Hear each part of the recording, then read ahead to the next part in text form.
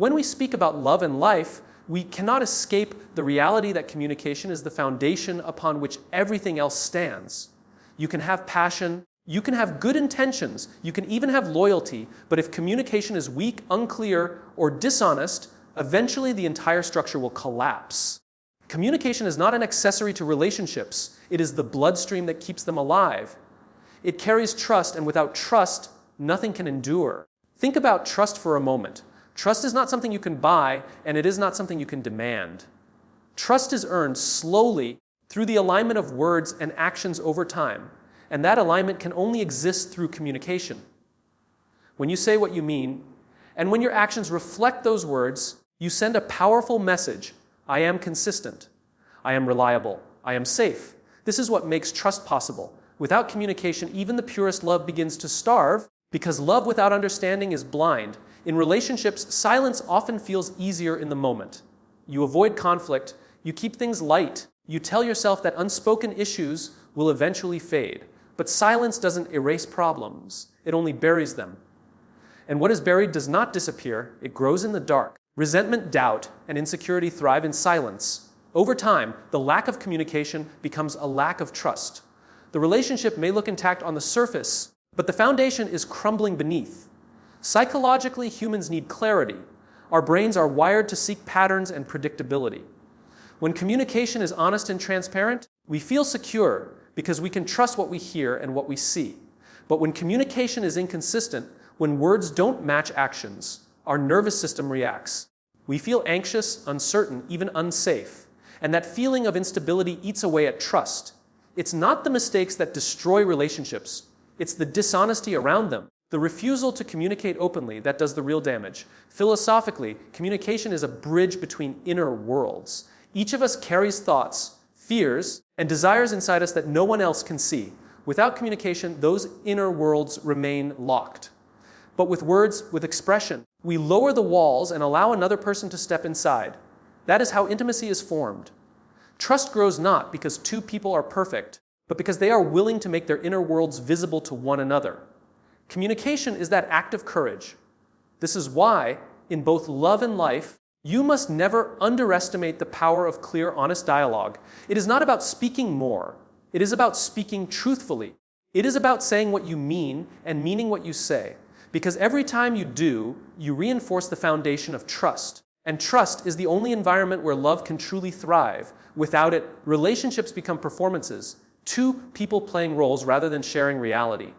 Now, here's the uncomfortable truth: communication requires vulnerability, and vulnerability feels risky. To tell someone how you truly feel, to admit your fears or your mistakes, is to expose yourself. And yes, that exposure can be met with rejection or misunderstanding. But without that risk, there is no real connection. A love built on half-truths, on selective honesty, is fragile. It may last for a season, but it will not endure the storms of life. Only a love built on trust through communication has the strength to last. The same principle applies beyond personal relationships, in life, in leadership, in friendship, in work. Communication is the foundation of collaboration. Teams collapse when communication is poor. Businesses fail when leaders hide the truth. Communities weaken when voices go unheard. Trust is not just personal, it is societal. And every layer of trust is built on the same brick: open communication. So ask yourself, what is the state of your communication? Do the people in your life know what you truly feel, or are they guessing?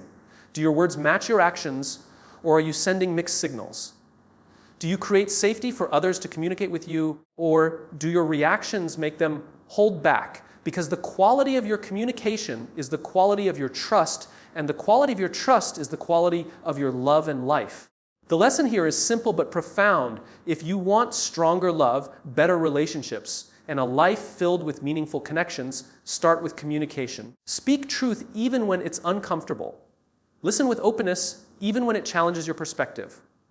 Align your words with your actions, and you will become a person others can rely on. Trust will follow naturally, because trust is always the fruit of honest communication. And I leave you with this: walls are built in silence, but bridges are built in words. If you want to love deeply and live fully, don't build walls, build bridges. Speak. Listen. Connect. Because communication is not just how we share words, it is how we share life. When most people think about communication, they immediately think about speaking. What to say, how to say it, the right words at the right time. But the deeper truth is this: the most powerful part of communication is not speaking, it's listening. And not just hearing sounds, but listening with presence, with attention, with openness. Because words are only half the story. The other half lies in the emotions beneath those words, in the silences between them, in the meaning that is not always spoken out loud. In love, the difference between a healthy relationship and a struggling one often comes down to this very skill. When you feel truly listened to, you feel valued. You feel seen. You feel safe enough to reveal more of yourself. That safety deepens trust, and trust deepens love. But when your words are dismissed, interrupted, or ignored, you feel invisible. And invisibility breeds distance. You begin to share less, reveal less, and in time, the relationship loses its intimacy. Listening is not just about collecting information. It is about connection. You can hear every word a person says and still miss what they mean if you're not truly listening. Real listening requires quieting your own mind, letting go of your urge to respond or defend, and allowing yourself to be fully present with another human being. And presence is a rare gift in today's world. Most of us live half, distracted, scrolling on our phones, rehearsing what to say next, or analyzing our own thoughts while someone else speaks. But love and life both demand more than partial attention. They demand presence. Psychologically, being listened to with full attention triggers a sense of belonging. Neuroscience tells us that when someone listens empathetically, it actually calms our nervous system.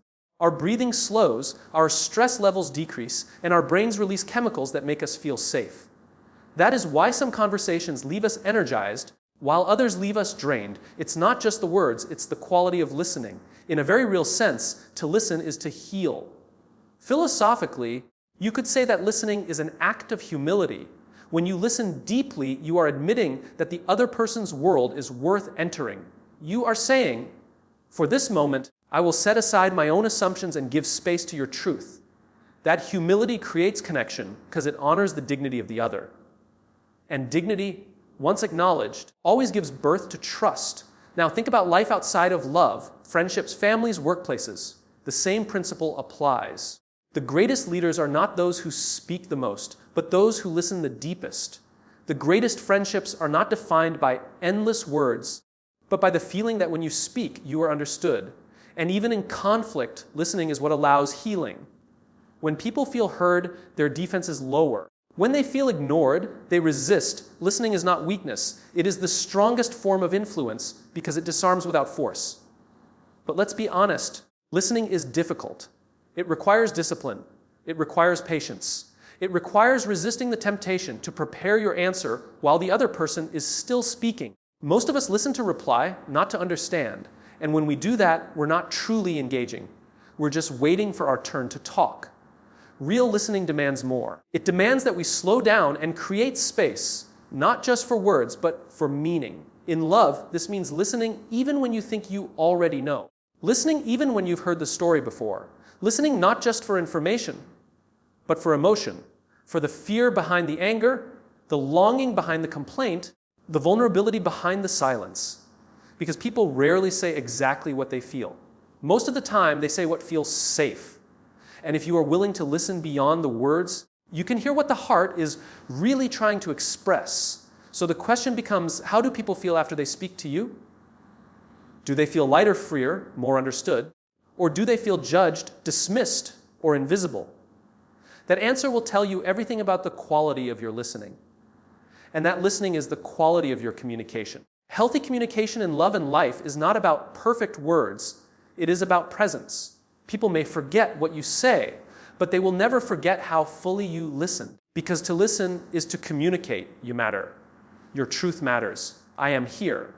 And there is no greater foundation for trust and connection than that. So here is the challenge I leave you with the next time someone speaks to you. Don't just hear their words.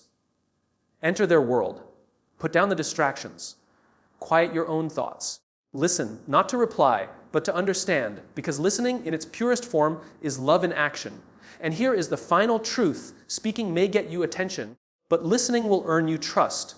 And in both love and life, trust is everything. There is a dimension of communication that most people avoid Yet it is the one that creates the deepest connections, vulnerability. To communicate vulnerably is to strip away the armor we so often wear in relationships and in life. It is to risk being misunderstood, rejected, or even judged. And yet it is precisely this risk that makes love possible. Without vulnerability, communication becomes nothing more than an exchange of safe, surface-level words. With vulnerability, it becomes the lifeline of intimacy.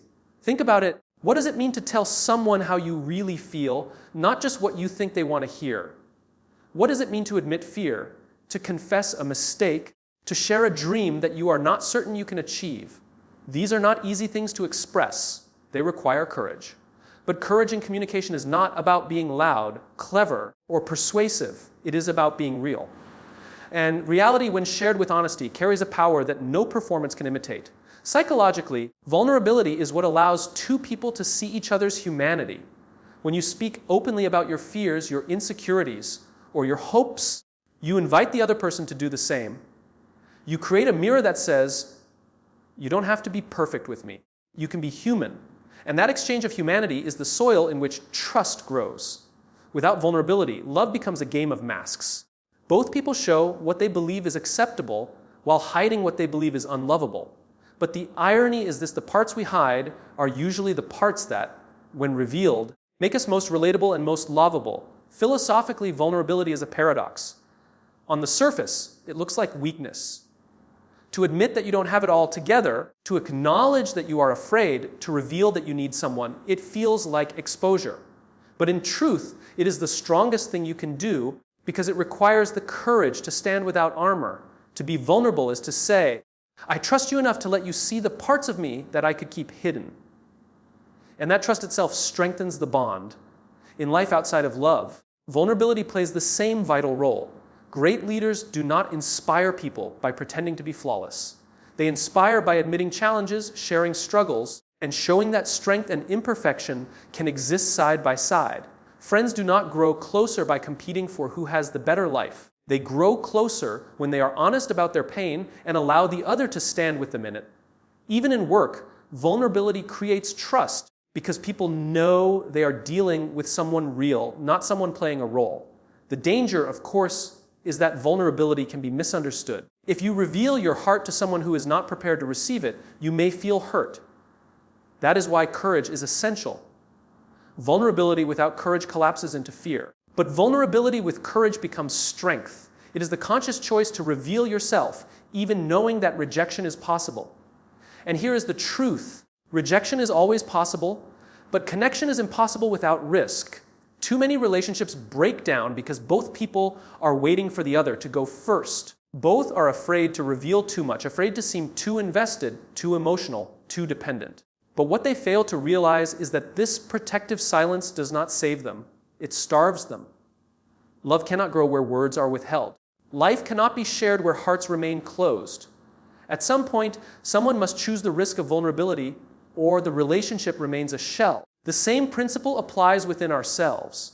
To live with courage is to communicate honestly not only with others, but with ourselves, to admit our own fears, to face our own insecurities, to be truthful about what we want in life. Many people lie to themselves more than they lie to others. They convince themselves that they are fine, that they don't care, that they don't need.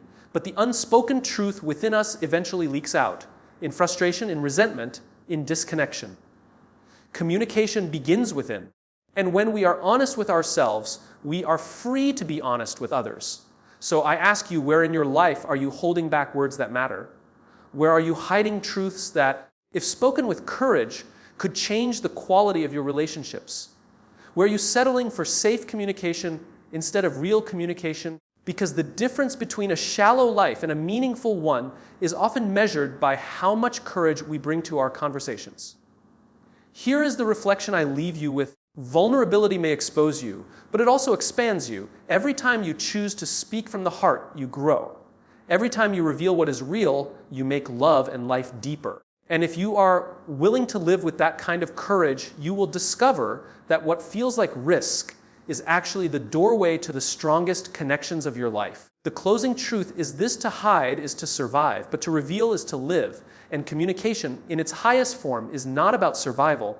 It is about living fully, openly, courageously, When we think of communication, we often imagine words, sentences flowing, ideas exchanged, emotions expressed. But communication is not only about what is said, it is also about what is not said. Silence plays just as powerful a role as speech. The problem is, most people misunderstand silence. Some use it as avoidance, shutting down instead of opening up. Others fear it, rushing to fill every gap with noise, as if silence itself were dangerous. Yet the truth is that silence, when balanced with expression, becomes a language of its own. And in love and life, knowing when to speak and when to remain silent is one of the highest forms of wisdom. Let's start with silence as avoidance. Many relationships suffer because partners stop talking about what matters. They choose silence not because they are at peace, but because they are afraid of conflict, afraid of rejection, afraid of being vulnerable. This kind of silence is not healing, it is corrosive. It eats away at the connection slowly, leaving unresolved issues beneath the surface. The longer it continues, the harder it becomes to bridge the distance. In this sense, silence can become a wall, and walls once built do not protect love, they suffocate it. But silence has another side. It can also be sacred. When two people understand each other deeply, they can share a silence that feels safe, comforting, even intimate. No words are needed because presence itself communicates more than language ever could. Silence, when rooted in trust, is not emptiness, it is fullness. It is the calm between words that allows meaning to breathe. The same is true in life moments of quiet reflection, pauses in the noise, give us space to understand ourselves and others more clearly. Without silence, words lose depth. Without pauses, music becomes noise. Philosophically, silence is the balance to speech. Expression without silence is chaos. Silence without expression is emptiness. Life asks us to master both. Knowing when to speak the truth boldly and when to allow silence to hold space is the art of communication. And this art requires discernment. Not every thought needs to be spoken. Not every silence needs to be filled. The wisdom lies in knowing which moment requires which choice. Psychologically, silence allows us to process. Our minds are not machines that operate well under constant noise. In conversation, silence gives the brain time to absorb meaning. In relationships, silence between words can signal listening, respect, and patience. Imagine a friend telling you something deeply personal. If you rush to respond immediately, you may miss the weight of what was shared. But if you pause, if you allow silence to sit between you, the other person feels that you have truly taken in their words. Silence, in this sense, is not the absence of communication, it is communication itself. But the danger lies in extremes. Too much silence becomes avoidance. Too much expression becomes noise. A healthy relationship and a healthy life requires the balance. The courage to speak when something must be said, and the wisdom to stay silent when words would only wound. This is not easy. It requires self-awareness and restraint. It requires us to ask, am I speaking to connect? Or am I speaking to defend? Am I silent to reflect? Or am I silent to escape? These are difficult questions, but they determine the quality of our communication. In love, this balance shapes intimacy. When partners learn to speak openly about their feelings, but also to honor silence when it brings peace, the relationship becomes both honest and calm. There is space for truth and space for presence. In life, the same principle applies. Leaders who never stop speaking lose credibility. Friends who never listen lose connection. But when speech and silence dance together, communication becomes powerful, graceful, and transformative. So let us reframe silence. It is not the enemy of communication. It is its partner. Words give us clarity, but silence gives us depth. Words explain, but silence allows us to understand. Words can ignite, but silence allows the fire to breathe. And when these two forces come together, love and life are not only expressed, they are elevated. The question then is not whether you communicate, but how you balance. Do you overfill your life with words that leave no room for reflection? Or do you retreat into silence so deeply that your truths go unspoken? Both extremes weaken connection. The challenge is to practice the middle path, speak when it matters, pause when it heals. Here is the closing thought: the strength of your relationships and the depth of your life will not be measured by how much you say, nor by how much you remain silent, but by how wisely you balance the two. Because communication is not just the sound of words, it is the rhythm of words and silence woven together. And so I leave you with this: speak with courage, be silent with wisdom, and let both be acts of love.